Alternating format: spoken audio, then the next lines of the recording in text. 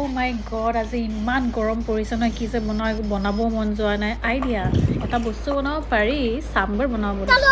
চাম্বাৰৰ কাৰণে মই অলপ ৰহৰ দালি কুকাৰত বইল কৰিবলৈ দি দিলোঁ আৰু লগতে অলপ ভেজিছো কাটি ল'লোঁ আৰু ইমলি অলপ পানীত ডুবুৱাই ৰাখিলোঁ আৰু অলপ ভাবিলোঁ কঁঠালৰ গুটিও দি দিওঁ। আৰু এয়া মোৰ এতিয়া যাদু দেখিলেনে, পিঁয়াজ আৰু জলকীয়া কাটি ল'লোঁ আৰু अभी रुको सिर्फ यही नहीं।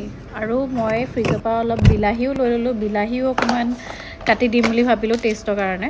আৰু ইয়াতে সুধিব বিচাৰিছোঁ চাম্বাৰ কাৰ কাৰ ফেভৰেট হয়। মোৰতো বহুত ফেভৰেট। আৰু এইফালে মোৰ দালি বইল হৈ গ'ল।